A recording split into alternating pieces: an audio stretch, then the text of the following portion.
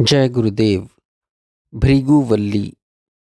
ओम सहनाववतु इति शांतिः। प्रथम अनुवाक। वरुण का पुत्र भृगु अपने पिता वरुण के पास गया और कहा, भगवन, मुझे ब्रह्म का उपदेश करें। उसके पिता वरुण ने कहा कि अन्न, प्राण, चक्षु, श्रोत्र, मन, वाणी ये सब ब्रह्म के रूप हैं।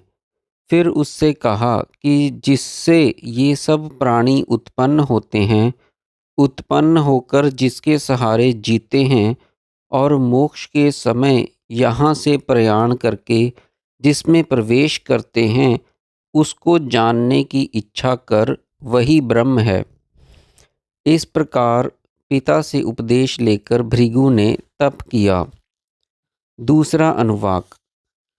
तप करने पर उसने यह जाना कि अन्न ब्रह्म है, क्योंकि निश्चय अन्न से ही ये सब प्राणी उत्पन्न होते हैं, उत्पन्न होकर अन्न के सहारे जीवित रहते हैं और मर मर कर अन्न में ही प्रवेश कर जाते हैं। ऐसा समझकर वह फिर अपने पिता वरुण के पास गया और प्रार्थना की कि हे भगवान, मुझे ब्रह्म का उपदेश दीजिए। वरुण ने उससे कहा कि तप द्वारा ब्रह्म को जान, तप ही ब्रह्म है। तीसरा अनुवाक। उसने फिर तप किया और तप करके जाना कि प्राण ब्रह्म है, क्योंकि प्राण से ही ये सब प्राणी उत्पन्न होते हैं, उत्पन्न होकर प्राण के सहारे ही जीते हैं और मरने पर प्राण में ही प्रवेश कर जाते हैं। ऐसा जानकर वह फिर पिता के पास गया और कहा, भगवन, ब्रह्म का उपदेश करें। उसके पिता ने उत्तर दिया कि तप के द्वारा ब्रह्म को जान, तप ही ब्रह्म है।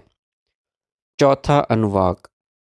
उसने फिर तप किया और तप करके जाना कि मन ब्रह्म है, क्योंकि मन से ही सब प्राणी उत्पन्न होते हैं, उत्पन्न होकर मन के सहारे जीते हैं और मरकर मन में ही प्रवेश कर जाते हैं। ऐसा जानकर वह फिर पिता के पास गया और कहा, भगवन, ब्रह्म का उपदेश करें।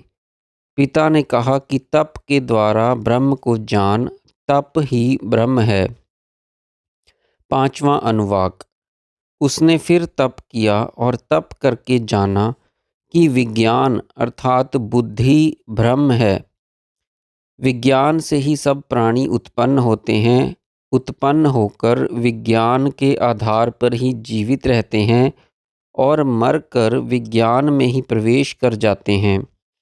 ऐसा जानकर वह फिर पिता वरुण के पास गया और कहा, भगवन, मुझे ब्रह्म का उपदेश करें। पिता ने कहा, तप से ब्रह्म को जान, तप ही ब्रह्म है। छठा अनुवाक। उसने फिर तप किया और तप करके जाना कि आनंद ब्रह्म है। आनंद से ही ये सब प्राणी उत्पन्न होते हैं, उत्पन्न होकर आनंद के सहारे ही जीते हैं और मरकर आनंद में ही प्रवेश कर जाते हैं। यह भार्गवी वारुणी विद्या परमाकाश सहस्त्रार्थ में प्रतिष्ठिता है। जो ऐसा जानता है वह प्रतिष्ठावान होता है, अन्नवान होकर अन्न खाता है, संतान से, पशुओं से एवं ब्रह्म तेज से महान होता है और उसकी कीर्ति भी महान होती है। सातवां अनुवाक।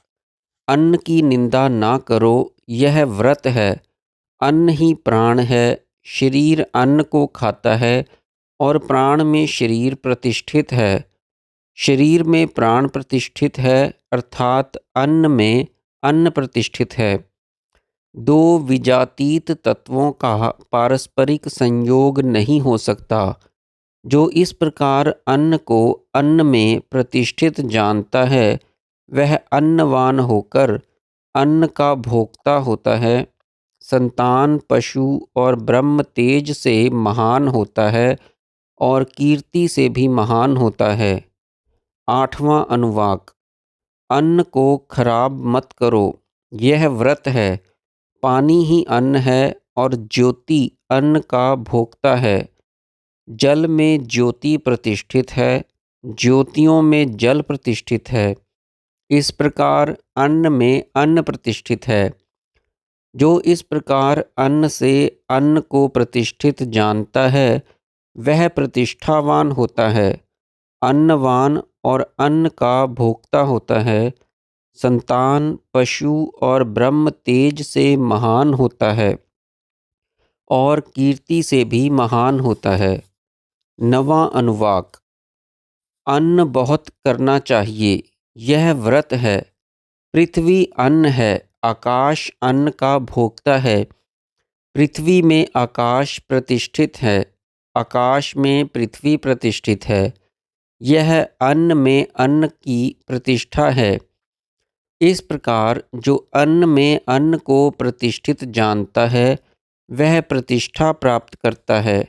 संतान पशु और ब्रह्म तेज से युक्त होकर महान होता है और कीर्ति से भी महान होता है। जय गुरुदेव।